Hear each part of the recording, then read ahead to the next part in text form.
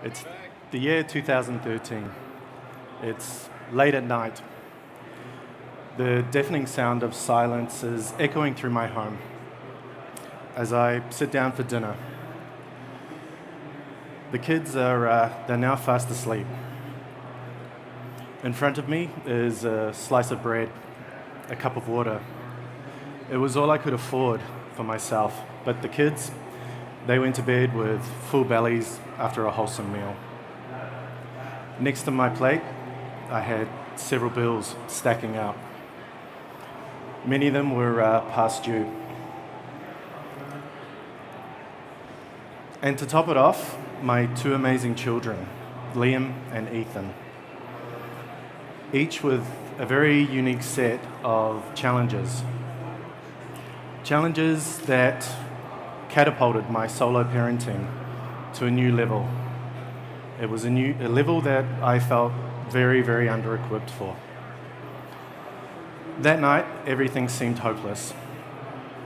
I had officially hit a place I call rock bottom. So, how did I get there?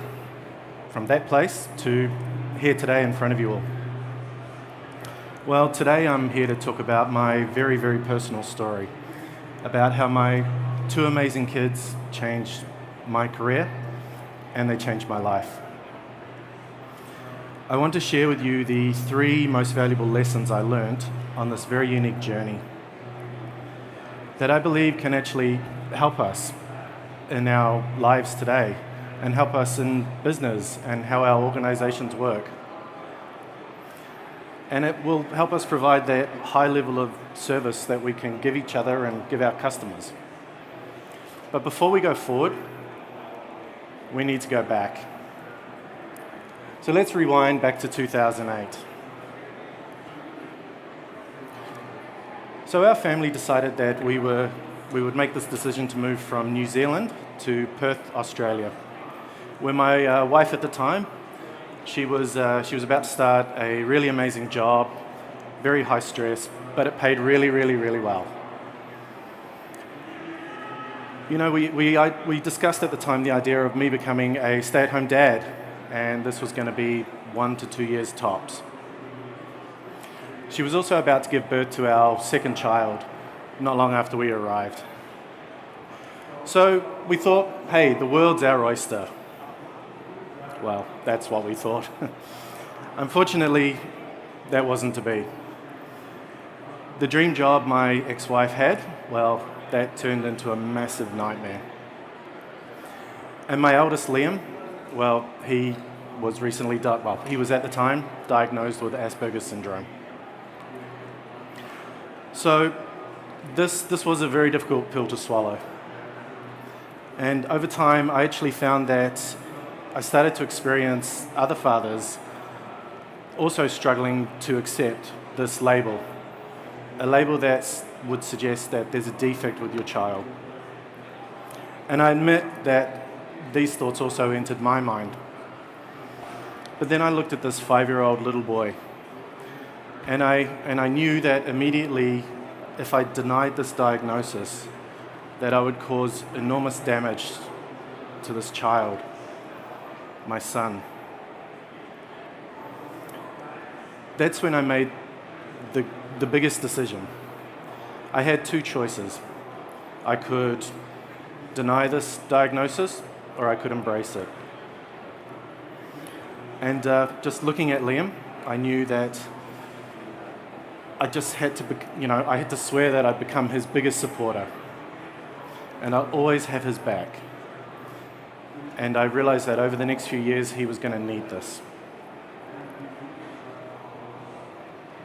So this was my first lesson, to embrace diversity. In 2010, after 2 challenging years in Australia, we decided it really actually wasn't working out for us. So our family decided it was time to go back home to New Zealand. And at the time, my 2-year contract as a home dad, well, I was about to get an extension on that. So back in New Zealand, Liam struggled to settle into school. There were issues with behaviour, And the reality was that his teachers were really not equipped to deal with a child on the spectrum. This led to many problems, such as not being invited to birthday parties, and a sense that a lot of parents were starting to circle the wagons, especially a little group I like to call the Mother's Mafia. So, the toll of everything that had happened over the last few years, they started to show, and cracks started to appear, and they started to appear badly. So that night, as I sat at my kitchen table, I knew deep down that if I was going to get through this, I needed to change something. I needed to stop focusing on this mountain in front of me. I just needed to get to that very first base camp, survive, and then get to the next one. There were times where it was just a case of taking it day by day, hour by hour, and some days even minute by minute. I focused on what was most important, the children. Then I started looking at other things like important bills. Essentially, it was anything that could get me through to that next base camp. I made a vow that this would not beat me, because if I did, who was going to be there for my children? I really was operating without a safety net. So the next day I met with the school principal. Her name's Glenn Vinton, and she's an amazing woman. We started working together to find out ways on how we can better support Liam. And she also made sure that this bullying behaviour from the other parents, that had to stop. She was incredibly supportive and also encouraged her staff. And the best thing about that was they were also willing to learn.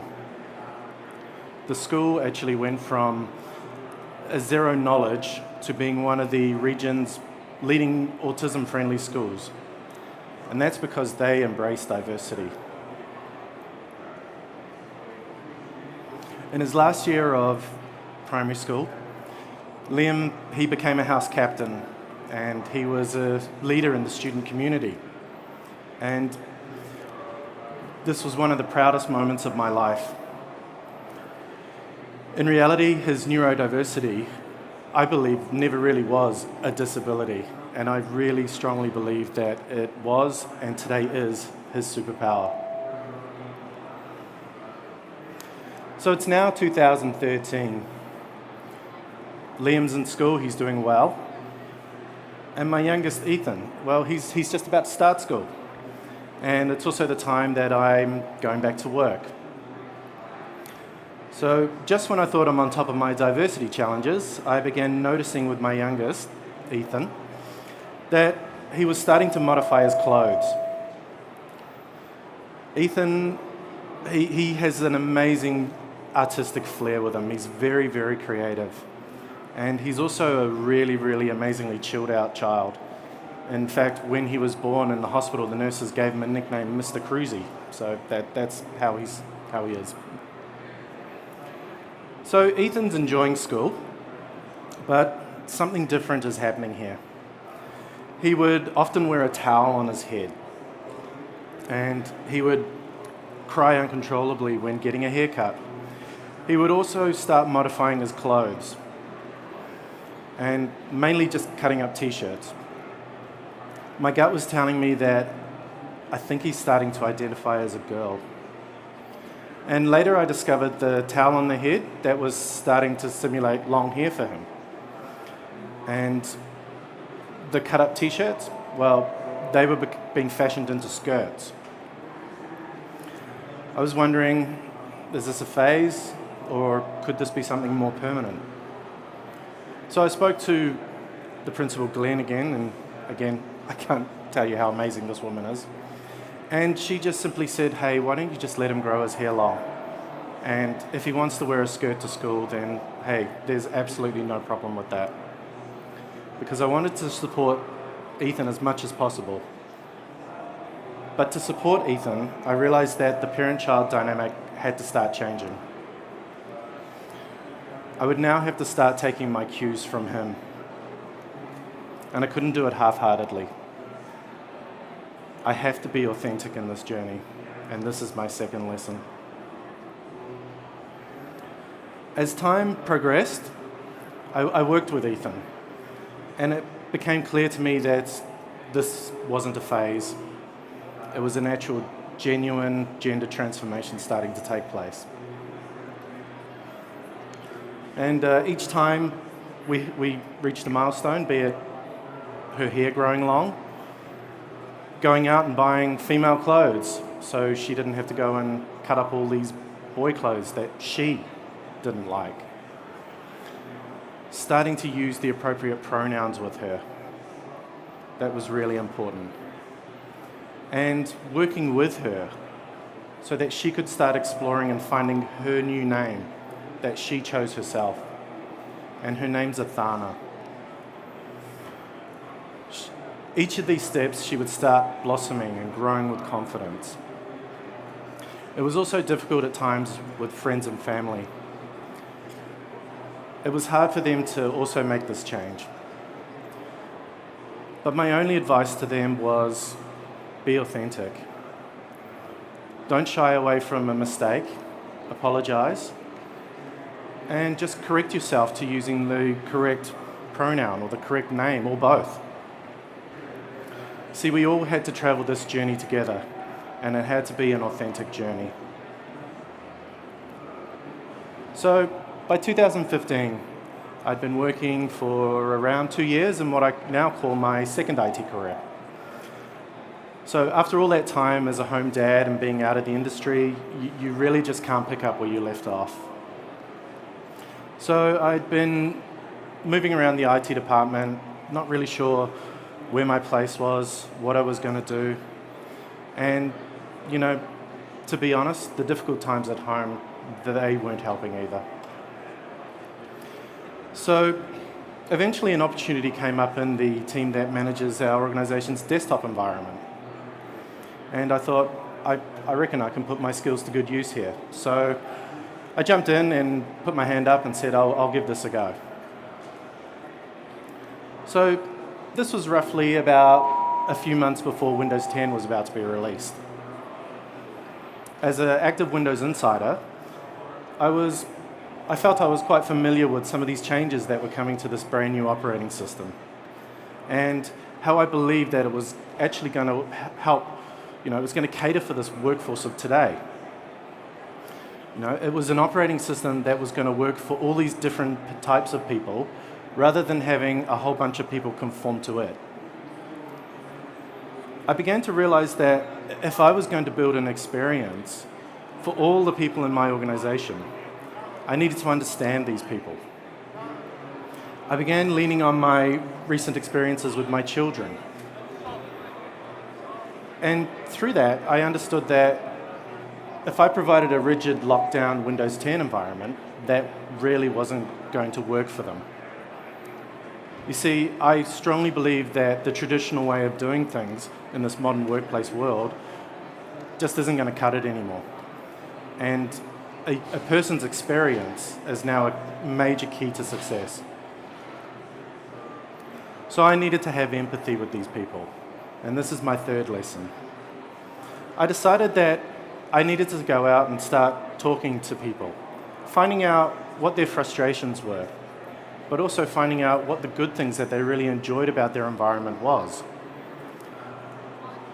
By connecting with people and having empathy with them, I was able to start building a prototype of what Windows 10 would start looking like. And when it came time to test and get feedback, well, I also had this willing group of people that were really enthusiastic about working with me to co-create what Windows 10 looked like at Auckland Council.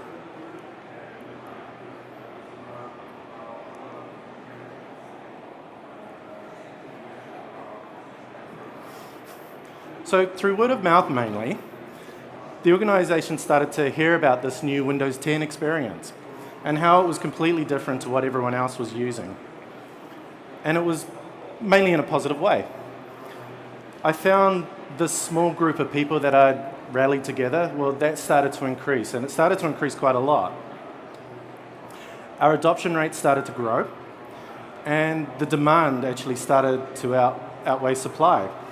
So much so that the number of requests came in, we actually couldn't handle it with the people resource we had. So eventually Windows 10 became the default operating system for new starters and new devices, and well, not long after, it just became the default operating system.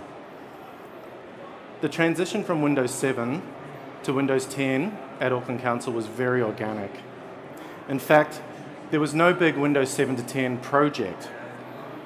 It was just very, very organic. And I have to say that moving the largest local government organisation in New Zealand to Windows 10 in the way that we did it is one of my proudest professional achievements to date. And because of this, I earned what we called one of our famous golden tickets to the Microsoft Ignite New Zealand conference in 2016. It was here that I first met Donna Sakara and Jeremiah Marble of the Windows Insider program. So Donna and Jeremiah organised, with a number of us Kiwi insiders, we went for a nice meal. And I was able to connect with them, and we got to talking, and I was thinking, hey, it would be great if we could run this awesome Windows Insider program inside our own organisation. And I'm actually just going to break from my presentation here. I just want to point out a couple of people here.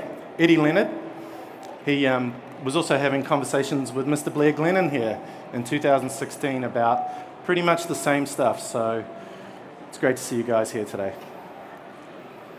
So over time, I ended up getting promoted internally. It led to other opportunities within the organisation and eventually led me to this role I work in today at a company called Deptiv in New Zealand.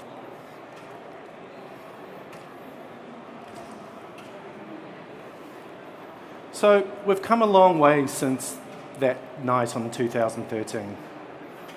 Yeah, there are still a lot of challenges in my life, but my oldest Liam, well, he's excelling at school. He's got a great group of friends and well, he plays the moody teenager extremely well. And Athana, well, she's simply amazing. She's just the apple of my eye. And seeing her grow with confidence every day just fills me with immense joy.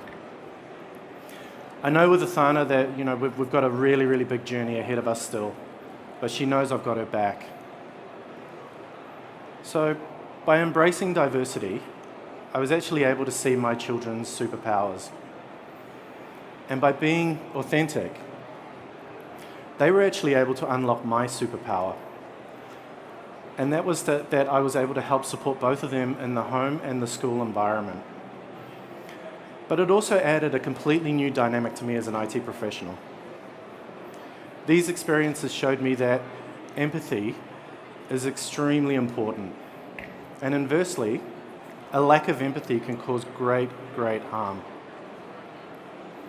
So the past 10 years, they've been very, very difficult for me. But I'm also extremely appreciative of those times as well. Those tough days, they've helped shape me as a person. They've helped shape me as an IT professional. But most importantly, they've helped shape me as a father. Recently, I wrote a blog for the humans in IT tech community. And at the end of it, I had this call to action here. And I think it's a powerful call to action. But today, I just want to make one small change. Because I genuinely believe that all diversity is a superpower. So today, I'm going to end with this quote from Martin Luther King Jr. It was a quote that's really personal to me because it's helped me get through those dark days. And it's, if you can't fly, then run. If you can't run, then walk. If you can't walk, then crawl. But whatever you do, you have to keep moving forward. Thank you.